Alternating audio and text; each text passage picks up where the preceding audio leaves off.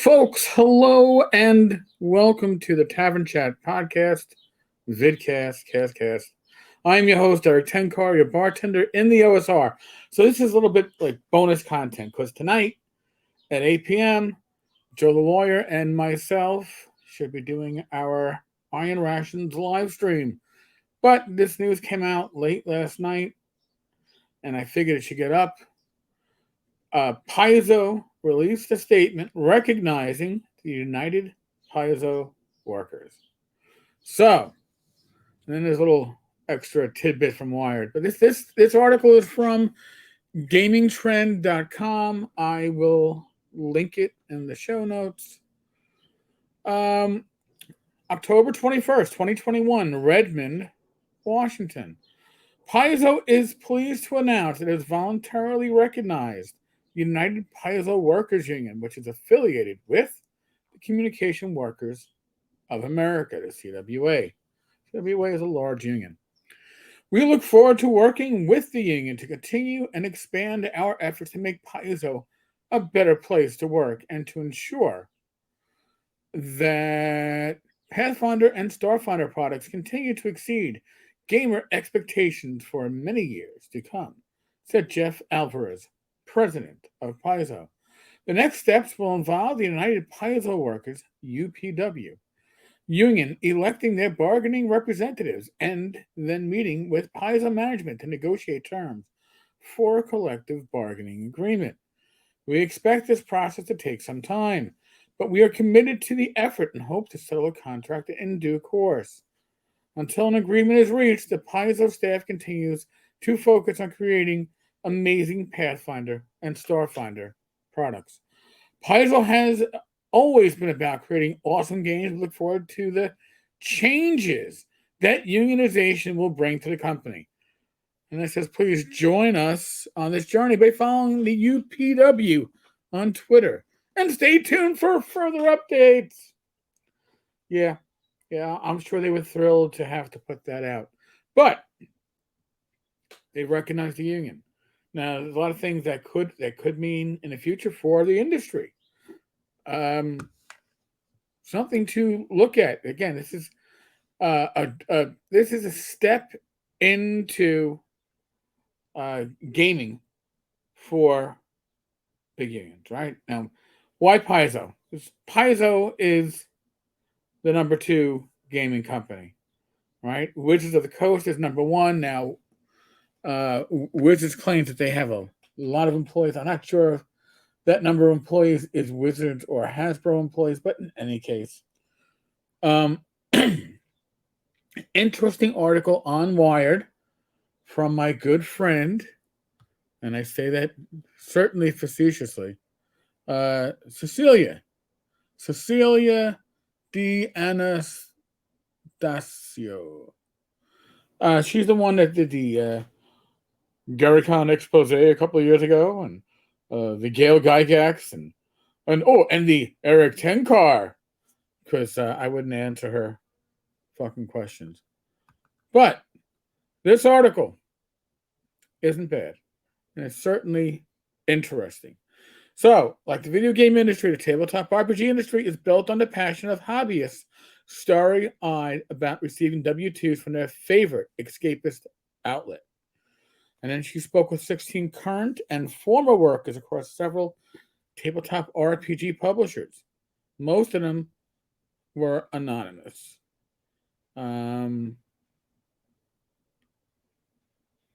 It's interesting. One person says that they left Paizo because of the moral compunctions over the working conditions. It wasn't so much shock as it was just a growing sense of disappointment. It was like death by 1,000 cuts.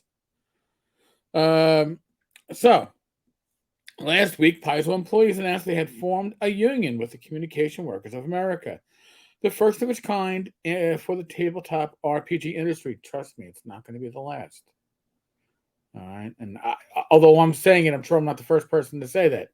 This is opening the door to unionizing the hobby, and I don't think it's not going to affect self-publishers. And that's the majority of the OSR, right? but it could affect other companies here. Um, Paizo workers are underpaid for their labor, required to live in one of the most expensive cities in the United States, and subject to untenable crunch conditions on a regular basis. Union representatives said in a statement a group of 40 Paizo freelancers are also refusing to accept Paizo contracts. Now, they took the contracts. They're refusing to fulfill the contracts. That's the difference. The actions came after a wave of allegations against the company made by former employees last month on Twitter involving below living wage pay, overwork, and abuse. Excuse me.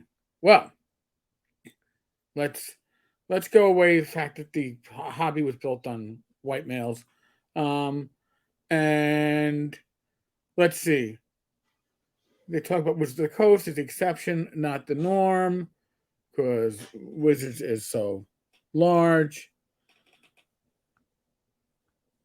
We're going to be few big employers. Full-time jobs in the industry are rare and has scarcity. Sources say encourages people to accept poor working conditions.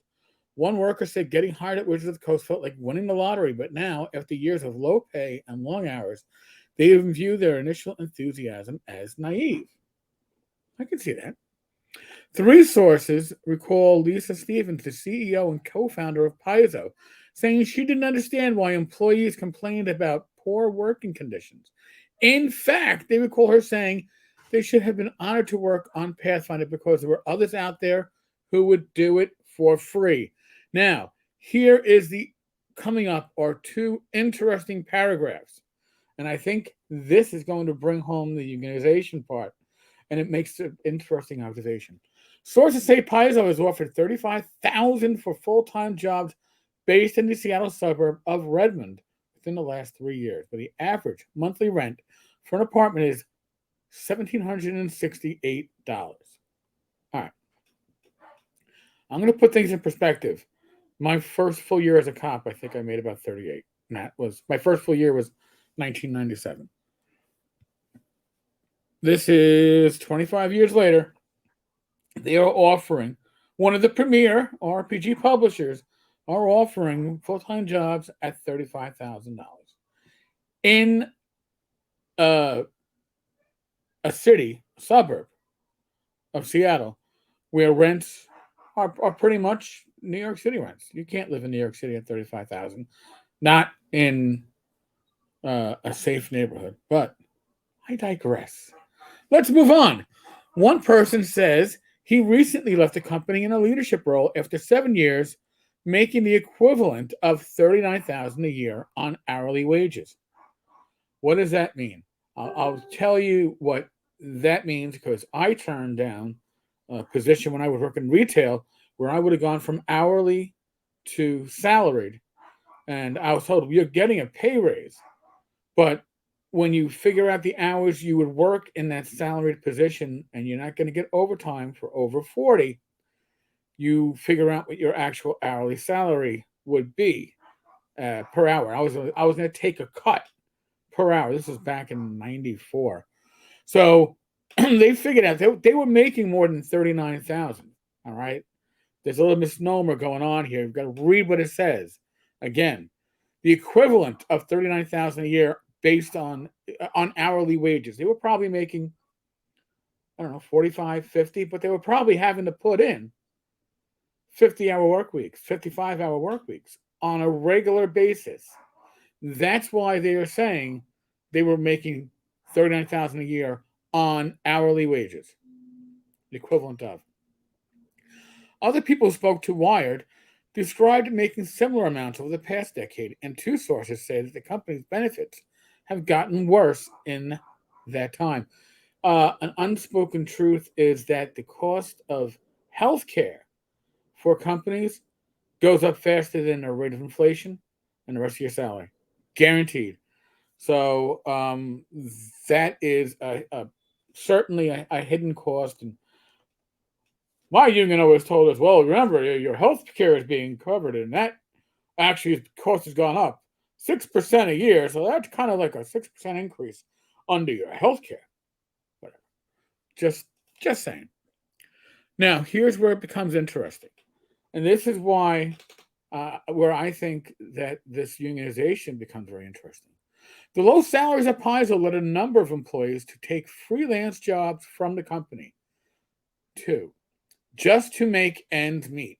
One of the jokes about Paizo is that the real benefit is first pick of all the freelance contracts, says Crystal Frazier, who made less than $40,000 when she left in 2018 after 9 years with the company. It's not one of those companies where it's like, oh, you did great, thank you, here's a couple $1,000 raise. No, you couldn't really afford to work there if you weren't going home after work and writing 5 to 10,000 words a week freelance just to make rent. During his first year at the company, says Jason Tondro, a senior developer at Paizo, if I didn't get freelance gigs, I didn't have a food budget. Freelancers and contractors form the backbone of the industry and are regularly tapped to write, illustrate, and design products for top publishers. Current employees at Paizo and Wizards of the Coast say many, if not most, of their products are written by freelancers and then developed into books in-house by staffers or contractors.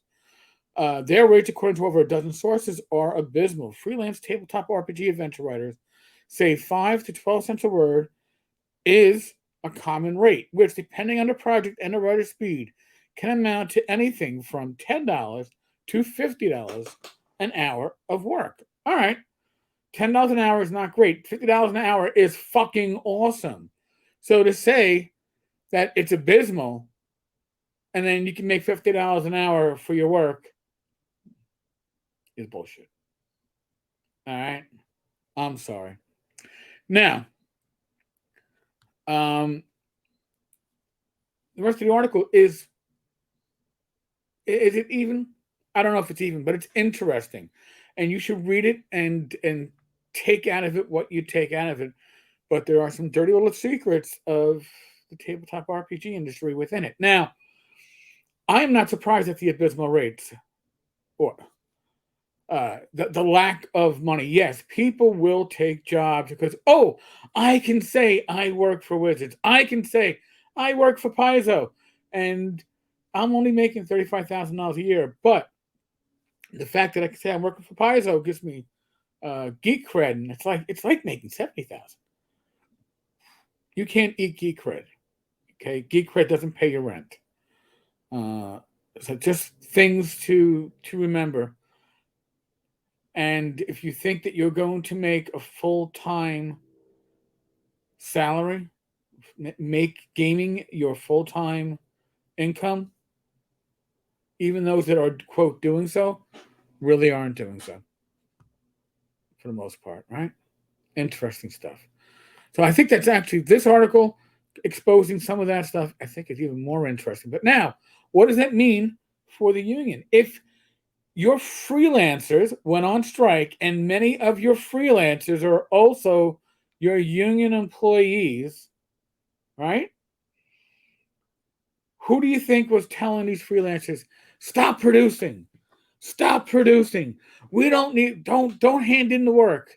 We got to pressure them to recognize the union. These were union members, right? These were people in the union in their side gig, their freelance work, withholding freelance work. Now, how is this going to play out? I don't know. I don't see huge raises or in compensation coming from this. Okay, it isn't like there's a lot of money to be made in tabletop RPGs. Paizo's history.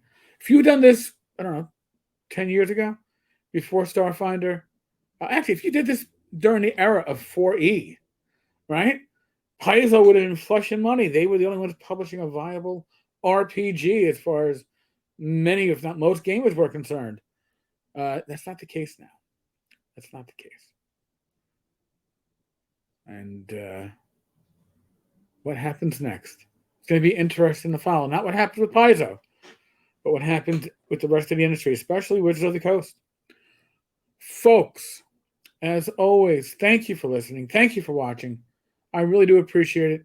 We are in the midst of the world of COVID. What does that mean? It means I ask you to use your common sense. That's all I can ask. All right? Use your common sense. Keep yourself, your family, your friends, your loved ones healthy and safe. Be safe, be well, God bless. Roll this dice. I will be back with Joe the Lawyer, 8 p.m. Eastern tonight for the Iron Rations live stream. Join us then. All right, folks. Laters.